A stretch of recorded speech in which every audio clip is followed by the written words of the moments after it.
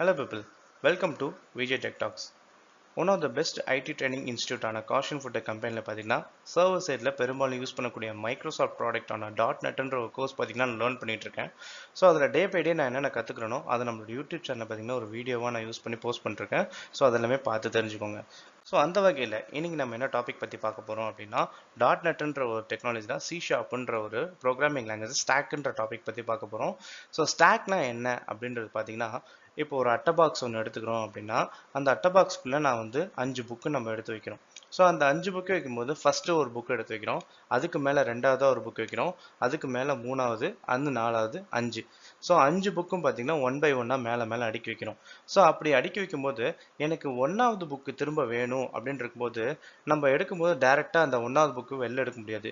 நம்ம எப்படி எடுப்போம்னா எப்படி அந்த புக்கை எடுக்கணுமோ அதே மாதிரி இப்போ 5வது புக்கு திரும்ப வெளில எடுப்போம், அடுத்து 4வது, அடுத்து 3வது, நெக்ஸ்ட் 2வது, அடுத்து 1வது. இப்போ நம்ம எப்படி லாஸ்ட்டாக எந்த புக்கை நம்ம அடுக்கி வச்சோமோ அது 1 பை 1 எடுத்தால் தான் நம்மளால் ஃபஸ்ட்டு என்ன புக் எடுக்கணுமோ அதை நம்மளால் எடுக்க முடியும். அதே மாதிரி தான் இந்த இடத்துல ப்ரோக்ராமிங் லாங்குவேஜில் டேட்டாஸ் எல்லாமே டம்ப் பண்ணும்போது நீங்கள் ஃபஸ்ட்டு ஒரு டேட்டா கொடுத்துருப்பீங்க, அந்த டேட்டாவை ஃபஸ்ட்டு கொடுத்துருவோம், லாஸ்ட்டாக எந்த டேட்டா நீங்கள் மேலே வச்சிங்களோ அதை எடுத்தால் மட்டும் தான் உங்களால் ஃபஸ்ட்டு டேட்டா எடுக்க முடியும். ஸோ இங்கே பார்த்தீங்கன்னா ஒரு ரியல் டைம் எக்ஸாம்பிள் ஒன்று இருக்குது. ஸோ நம்ம டேட்டாஸ் எல்லாமே ஸ்டோர் பண்ணி வைக்கிறதுக்கு அந்த டேட்டாஸை ஸ்டோர் பண்ணி வைக்கிறது பேர் புஷ் ஐட்டம்ஸ் அப்படின்றது இந்த ஸ்டாக்ல சொல்லுவாங்க. ஸோ நான் ஃபர்ஸ்ட் மேக்ஸ் புக்குன்றது ஒன்று வைக்கிறேன், அடுத்து இங்கிலீஷ் புக்குன்றது வைக்கிறேன், நெக்ஸ்ட் தமிழ் புக்குன்றதை நான் வச்சு டேட்டாவை புஷ் பண்ணி வைக்கிறேன். அடுத்து நான் ஒரு டேட்டாவை என்ன பண்ணுவேன், திரும்ப எடுக்கும்போது எனக்கு அந்த மேக்ஸ் புக் எடுக்கணும் அப்படின்னா நான் எந்த டேட்டா ஃபர்ஸ்ட் நான் வச்சனோ அந்த எந்த டேட்டா நான் லாஸ்ட்டாக அப்லோட் பண்ணோம் அந்த டேட்டா எடுத்தால் மட்டும்தான் என்னால் ஃபர்ஸ்ட் புக் எடுக்க முடியும்.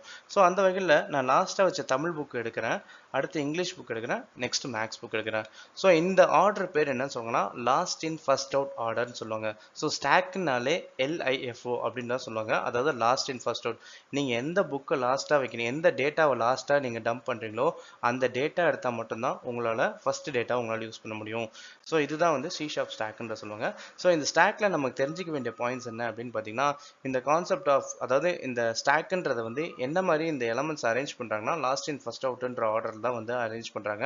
நெக்ஸ்ட் இதில் நீங்கள் டூப்ளிகேட் எலமெண்ட்ஸும் பார்த்தீங்கன்னா நீங்கள் வந்து இங்கே டம்ப் பண்ணலாம். அதே நேரத்தில் வந்து இதெல்லாமே வந்து என்ன மாதிரி ஒரு கிளாஸ் அதாவது லைப்ரரியில் ஒரு ரன் ஆகிட்டு இருக்குன்னா system.collection.generic namespaceன்றது. ஸோ ஒரு கலெக்ஷன் ஆஃப் டேட்டாஸ் நீங்கள் வந்து கொடுக்குறீங்க அப்படின்னா அது எல்லாமே வந்து இந்த லைப்ரரியில் தான் வந்து யூஸ் பண்ணுவாங்க. இந்த டாபிக் கண்டிப்பாக உங்களுக்கு யூஸ்ஃபுல்லாக இருக்கும்னு நினைக்கிறேன். அண்ட் தேங்க்ஸ் ஃபார் வாட்சிங். Stay tuned for upcoming videos. Keep like and subscribe on VJ Tech Talks. Thank you.